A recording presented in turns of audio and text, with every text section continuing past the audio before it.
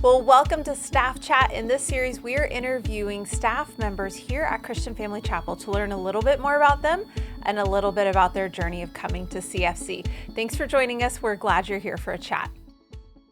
So in this episode, I want to introduce you to Tom Wolfe, who serves on staff as our pastor of shepherding. Welcome, Tom. Great. Nice to see you again, and always smiling. So when you smile, I smile because it's just contagious. Contagious.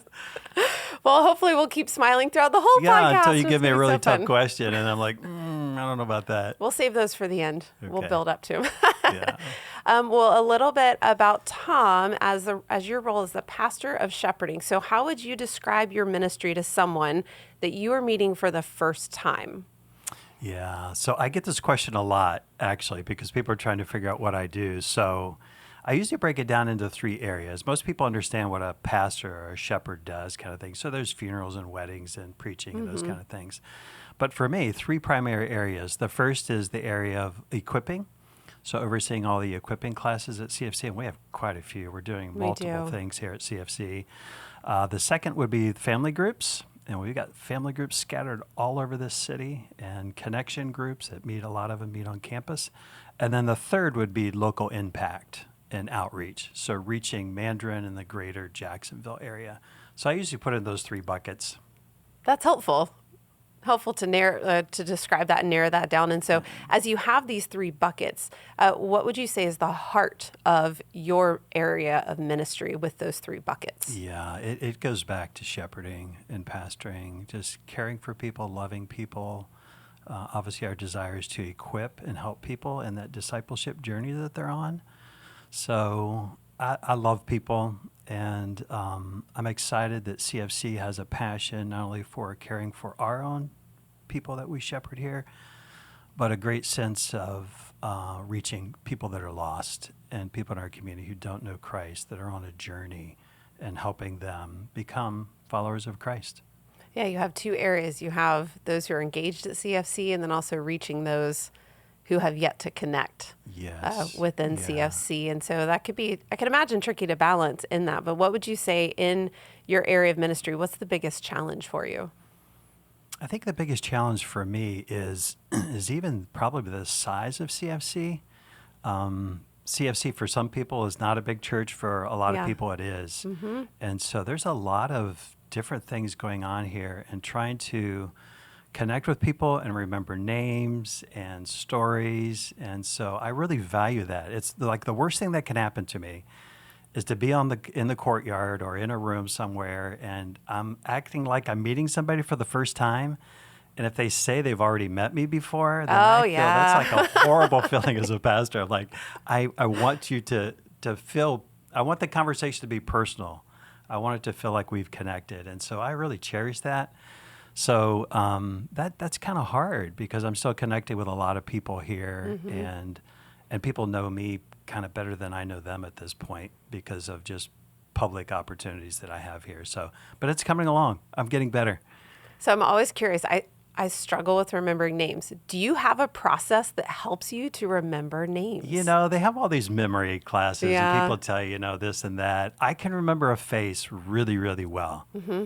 So somehow I just have to play little games in my mind. Maybe it's somebody that I know that has that same name, and that triggers a thought for me. But I'm like you. Most of the time, I don't remember their name, but I'll know that I met them and look in their eyes and see their face. I'm like, yeah, actually, I know you, but I don't remember your name. So, but I'm getting better. I'm trying. If you do it once or twice, then you probably catch it. Eventually. I cannot forget this person's name 3 times. Right. Well, there's a little bit about Tom's ministry. And so now we're going to get into the next step here. We're going to learn a little bit about Tom. And so I am curious. So when you were a kid, what did you want to be when you grow up? Man, Tracy, I love sports. And as a little guy from Little League on up through, and even had some scholarships into college. But for what sport? I wanted to be an athlete. Okay. I wanted to play. Okay, so my love was basketball. Okay. But I was a better baseball player. So I would, as a little kid, I wanted to be like you wanted to play sports for a living or something like, although every little kid probably does, but few ever make it that far. then as I got older and into high school, I wanted to be a school teacher and a basketball coach. So I figured I would combine those two things together. I would go and teach at a school, high school, and then be a basketball coach. So kind of a way of combining those two things, which wasn't the route I took at all. No, I could see you being a coach, though. I could totally see that. So what drove you into full-time ministry? Were there key events or decision points that kind of changed that trajectory for you? Yeah. So our story is a little bit different. So I didn't go to Bible college right out of high school. We went into ministry when I was in my mid-30s. And so I was established in a business career, was running an agency. And Tracy, what began to happen is that I was in a Baptist church that had a very big heart for missions, and a lot of missionaries came through our church. And I can remember just missionary after missionary that would come through, and they'd be up there speaking. And in most cases, I actually thought they were pretty weird. Like, it was like, I would listen to them, and it's like, man, they're just like strange people. Who does this? I know, who does this, and just the crazy things they're doing. But something changed after multiple testimonies. I started almost like envying people that got to spend all of their time in ministry and studying the Bible and being with people. So I think somewhere in that journey through probably my late 20s, early 30s, that began to shift. And then went on a missions trip to Papua New Guinea, and that changed our lives forever. Was that your first mission trip? That was the first time overseas, period. And wow. we were in the jungles of Papua New Guinea. It was crazy, and we were there for 3 weeks, and was just totally exposed. In a lot of ways, it was that trip that God really opened our eyes to cross-culture ministries and what that looks like to reach people that had never heard the gospel, have never heard of Jesus. But it was very primitive, and it was also like, we had 4 girls at this point in life. So they loved the mall, they loved shopping, they loved school. It was like, we did not need to be in a jungle. We just didn't fit the jungle ministry. So that was the exposure, but I also knew that I didn't really want to do ministry in Papua New Guinea. Right. Wow. That's a big experience for your first overseas trip, your first missions trip, and for 3 weeks. Like, that is saturation. It was. Into that area of ministry. Total. And we went into the heartbeat of the jungles there. And back in those days, they were still having tribal wars. And there had been somebody killed in the village that we had just been in. And the way that they would mourn in Papua New Guinea is they would just cover themselves in mud. And then the mourning process was, as the mud dried and broke off, then that was kind of the process that we'd go through. So when we arrived in the village, there were just a lot of people running around naked with mud all over them. And so I was just right out of the city. What is there going we were, on? and I'm like, okay. And I'm sure it was probably the missionaries that took us there that did this traumatic kind of entrance into missions for us. She kind of had a shock kind of approach to that. But it was good and very eye-opening. Wow. Yeah, it's amazing the personal shift in your heart when you experience something like that. And a personal level, like when you were physically there and experienced that. Yeah.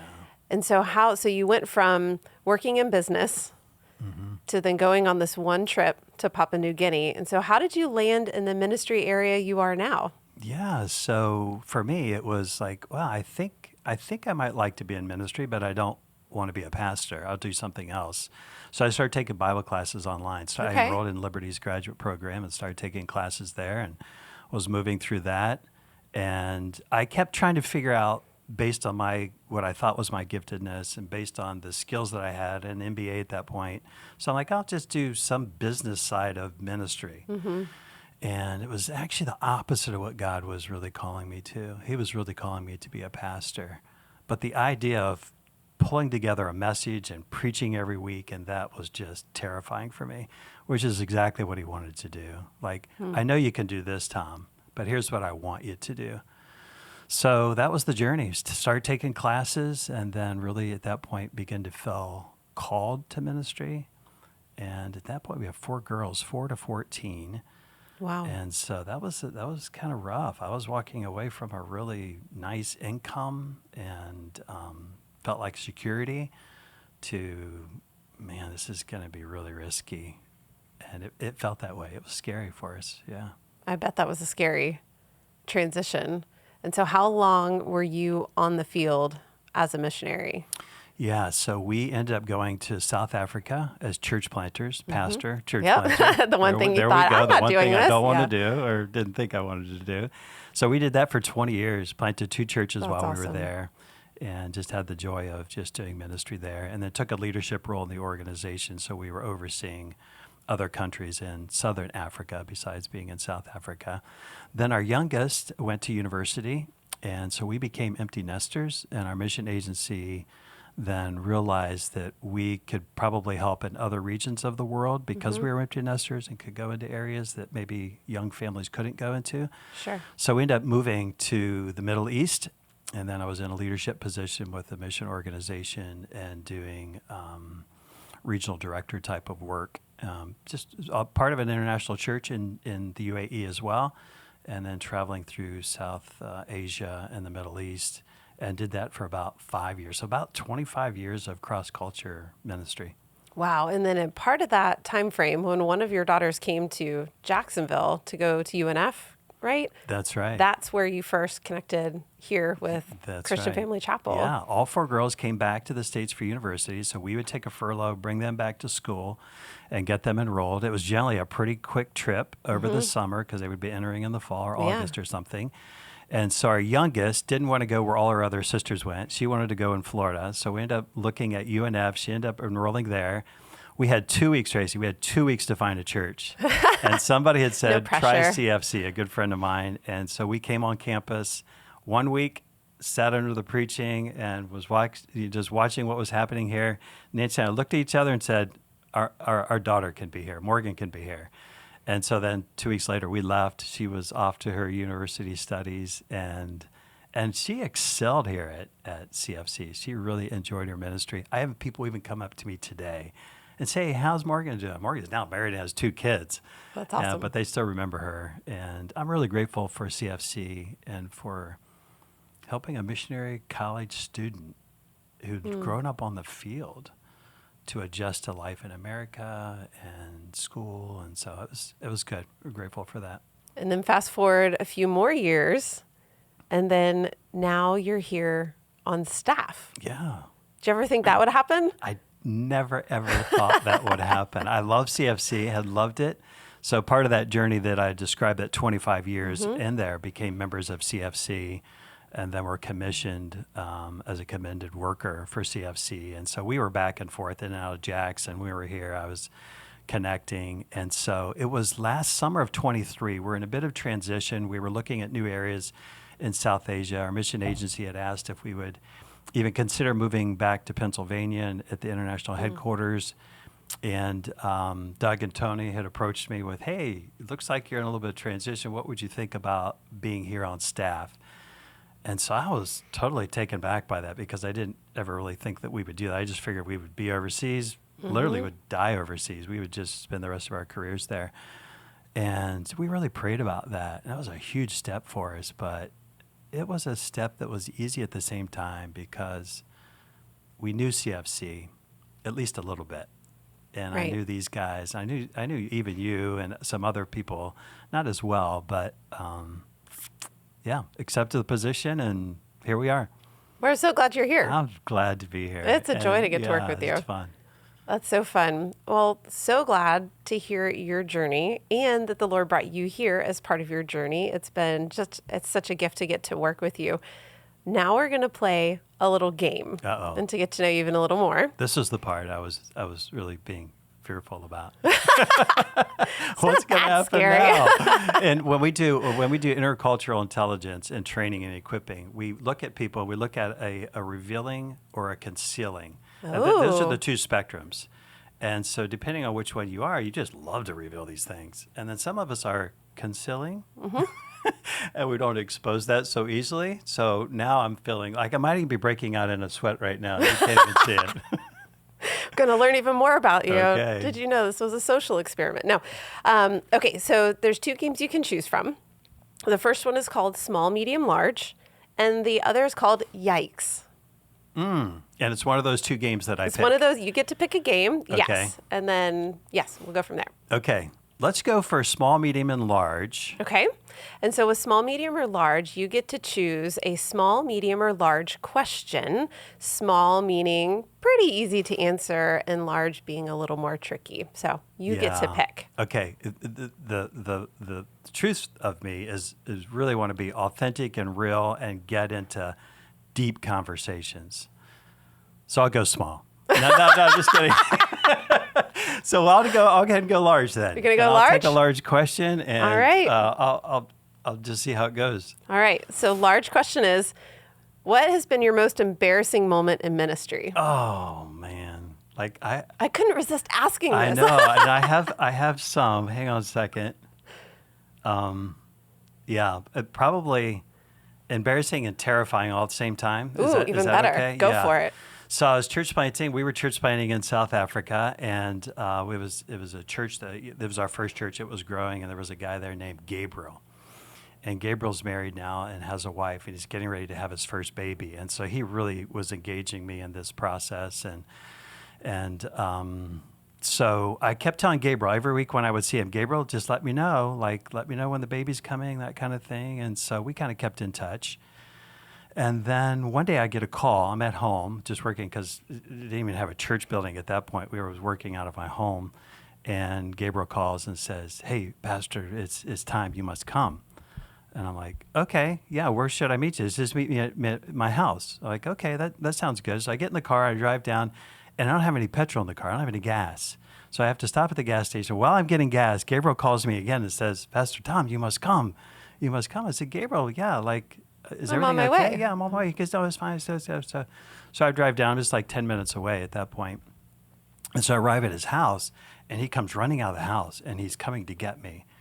And I go running into the house, and his wife is sitting on the edge of the bed, and she's having a baby. Oh. And I would love to tell you that I delivered the baby, but the baby just came out. Oh, my word. Seriously, like that I literally almost caught the baby because it happened so fast. Whoa. So this was like, I just walked in the door and all I could think back was my years of being with our 4 daughters in the delivery room and having watched this in a much more controlled environment than what I was experiencing. And the baby comes out and nothing's happening. Like, obviously the umbilical cord is there. I'm thinking, in my mind, that's what you do next. You cut the umbilical cord. I'm like, I can't cut the umbilical cord. You can't clamp it. Like, what if we don't cut the umbilical cord? What happens? So embarrassing is that all this is the birth of a baby, right? And so the embarrassing part is that I shouldn't be even exposed to what I'm being exposed to at this point.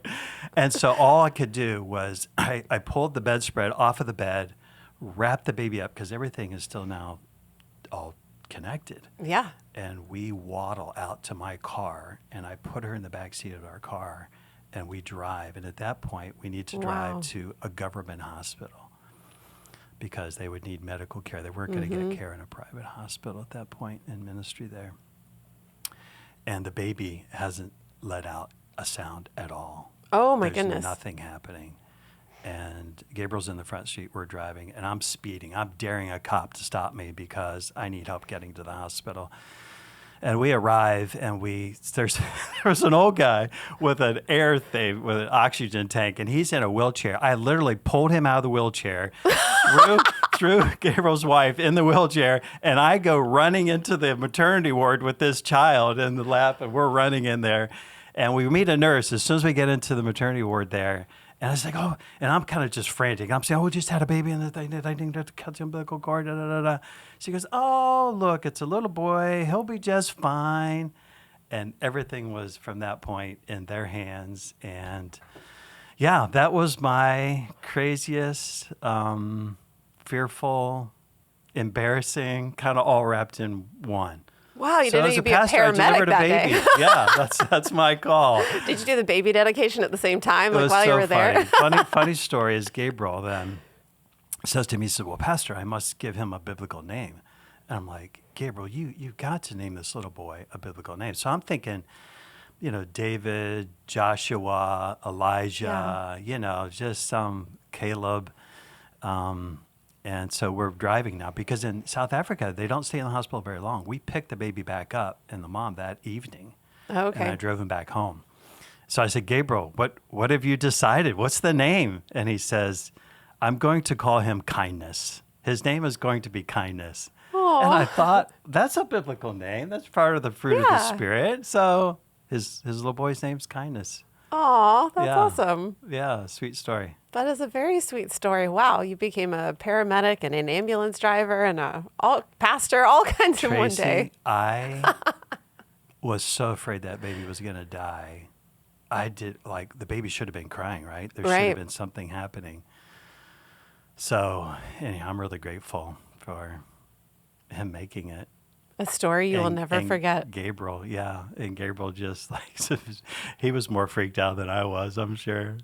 Wow. Well, glad he called you. Yeah. Wouldn't say maybe, don't necessarily call Tom for delivering babies, medical emergencies. No, I don't want to do that anymore. If anybody at CFC is deciding to have a baby, don't call Pastor Tom to come be a part of that. I'll come to the hospital afterwards and be a part of that. Yeah. That's so fun. Well, you'll notice one thing that's been super fun working with Tom is you have some phrases that are unique to your time in South Africa.